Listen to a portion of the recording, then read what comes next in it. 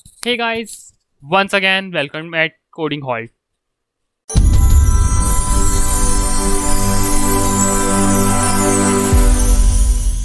तो आज का हमारा टॉपिक है functions in C part 4। Functions की वीडियो का पार्ट 4 हम आज इस वीडियो में देखेंगे। हम पार्ट फर्स्ट, पार्ट सेकंड और पार्ट थर्ड कंप्लीट कर चुके हैं जो कि इसी सीरीज़ में डला है। पहले आप जाके वो देख लीजिए और मेरा सजेशन ये है कि आप पार्ट फर्स्ट तो ज़रूर देख लीजिए ताकि आपको ये पता चल जाए कि फंक्शंस कैसे वर्क करता है, फंक्शंस की क्या ज़रूरत है और फंक्शंस को एक प्रोग्राम में यूज़ करने के क्या फ़ायदे हैं।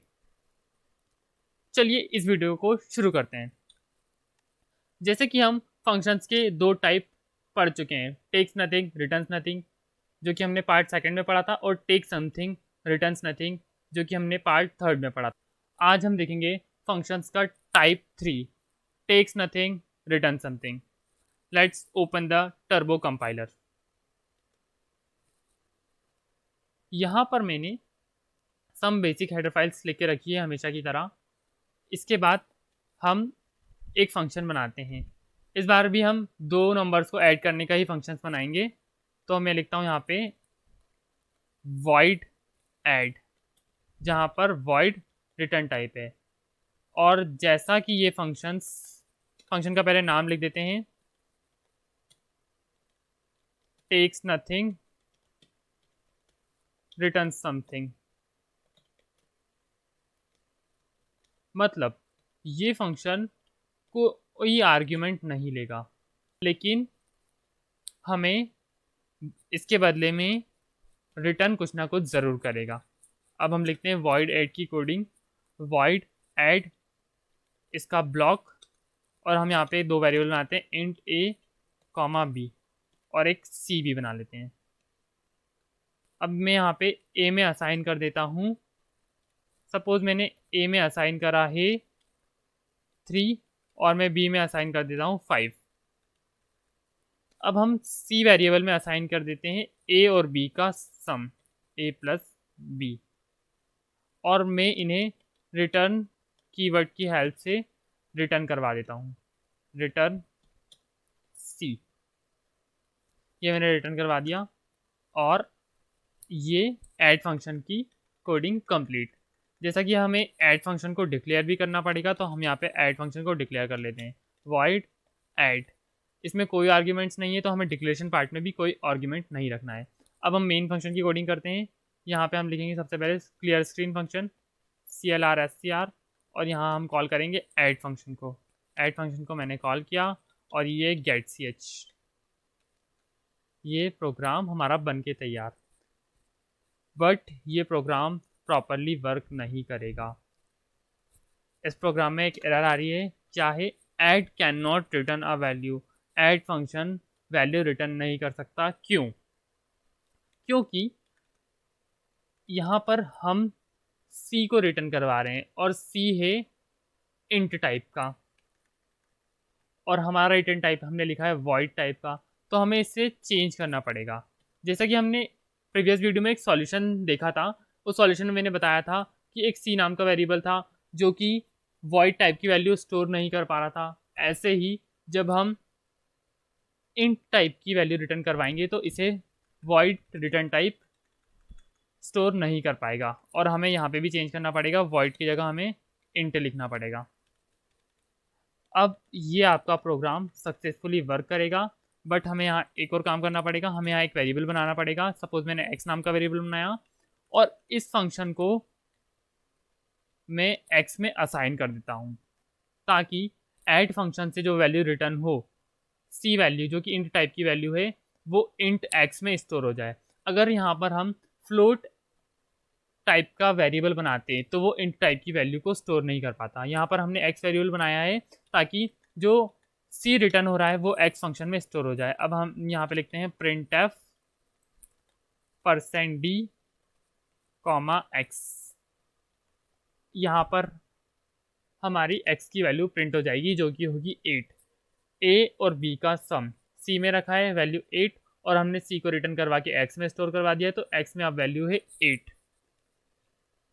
ये देखिए सक्सेसफुली 8 स्क्रीन पर प्रिंट हो रहा है। अगर आपको एक एक्स्ट्रा वेरिएबल ना यूज़ करना है तो आप ऐसा भी कर सकते हैं कि यहाँ पे इंट एक्स को हटा दें और ऐड फंक्शन को यहाँ पर कॉल ना करके ऐड फंक्शन को कॉल करें प्रिंटफ फंक्शन के अंदर। क्या हम ऐसा कर सकते हैं? जी हाँ, हम बिल्कुल कर सकते हैं। प्रीवियस वीडियो में हमने देखा था कि हम एक फंक्शन के अंदर दूसरे फंक्शन को कॉल कर सकते हैं बट डिफाइन नहीं कर सकते। प्रिंटफ प्री डिफाइंड फंक्शन है, प्रिंटफ भी फंक्शन ही है ना, तो हम इसके अंदर दूसरे फंक्शन को कॉल कर सकते हैं। ये प्रोग्राम भी सेम वर्क करेगा जैसा कि प्रीवियस प्रोग्राम वर्क कर रहा था। देखिए 8 वैल्यू स्क्रीन पर प्रिंट हुई है। अब हम बात कर लेते हैं रिटर्न कीवर्ड के बारे में। रिटर्न कीवर्ड एक टाइम पे एक ही वैल्यू रिटर्न करवा सकता है। Please note down this thing कि रिटर्न कीवर्ड एक टाइम पर एक ही वैल्यू रिटर्न करवा सकता है। और अब आप सबके दिमाग में कई दिनों से एक डाउट आ रहा होगा वीडियोस को देखते हुए कि यार मैं यहाँ पर वॉइड मेन लिखता हूँ, आपके कोई टीचर होंगे वो इंट मेन लिखते होंगे, कोई मेन लिखता होगा सिर्फ, तो हम ऐसा क्यों लिखते हैं? ये होता है रिटर्न टाइप, ये डिपेंड करता है रिटर्न टाइप पे। मैं चाहूँ तो मैं यहाँ पे भी इंट मेन लिख सकता हूँ और जब हमें कोई वैल्यू रिटर्न नहीं करवाना है तो हम रिटर्न करवाते हैं ज़ीरो, रिटर्न ज़ीरो। इसलिए आपके टीचर लिखते होंगे इंट मेन और रिटर्न ज़ीरो।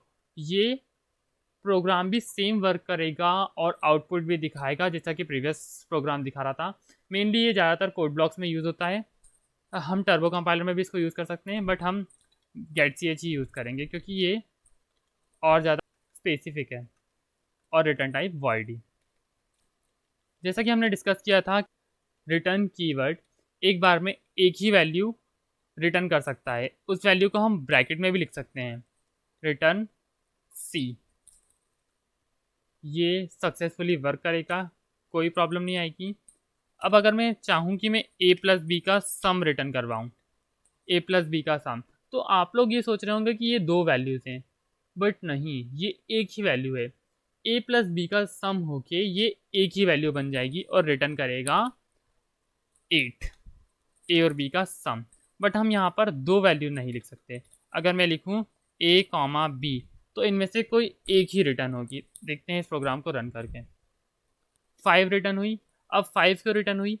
कॉमा ऑपरेटर का रूल। जब कॉमा ऑपरेटर में हम ब्रैकेट लगा देते हैं तो राइट मोस्ट वैल्यू असाइन हो जाती है, इसलिए बी असाइन हो गया और सिर्फ बी ही रिटर्न हुआ। तो मतलब रिटर्न कीवर्ड एक टाइम पे एक ही वैल्यू रिटर्न कर सकता है। इस चीज़ को नोट कर लीजिए। और रिटर्न एक कीवर्ड है, रिटर्न कोई फंक्शन नहीं है। तो ये था वीडियो फंक्शन के थर्ड टाइप के बारे में, जो कि होता है टेक नथिंग रिटर्न समथिंग। इस प्रोग्राम में कई मॉडिफिकेशंस करके देखिए, कई चेंजेस करके देखिए और अपने कंप्यूटर पे चला के देखिए। और अगर आपको कोई भी डाउट है तो आप कमेंट बॉक्स में कमेंट कर सकते, या तो आप हमें अपना डाउट लिखकर भेज सकते हैं हमारे इंस्टाग्राम अकाउंट कोडिंग हॉल्ट पे, जिसका यूज़र नेम है कोडिंग हॉल्ट। ये था video takes nothing returns nothing. अब यहाँ पर आप लोगों के लिए है एक होमवर्क प्रॉब्लम। यहाँ पर मैंने दो बेसिक हेडर फाइल्स लिखी हैं। यहाँ पे वॉइड मेन फ्लोट नाम का एक वेरिएबल बनाया है जिसमें असाइन किए वैल्यू 15.5, एक कैर वेरिएबल जिसमें वैल्यू असाइन की है सी, और मैंने यहाँ प्रिंट फंक्शन में इन दोनों को एज एन आर्ग्यूमेंट दिया है a कॉमा सी एच, और यहाँ पर a और सी एच में रखी वैल्यूज़ को प्रिंट करवाने की कोशिश की है। जैसा कि हम प्रीवियसली भी डिस्कस कर चुके हैं कि अगर हम दोनों फंक्शन में सेम वेरिएबल के नेम रख दें तो इससे कोई फ़र्क नहीं पड़ता, क्योंकि दो फंक्शन एक दूसरे फंक्शन के वेरिएबल को एक्सेस नहीं कर सकते। इस फंक्शन का क्या आउटपुट आएगा ये आपको कमेंट बॉक्स में कमेंट। अब हम देख लेते हैं उस प्रॉब्लम का सॉल्यूशन जो कि मैंने आपको पिछली वीडियो में प्रोवाइड किया था।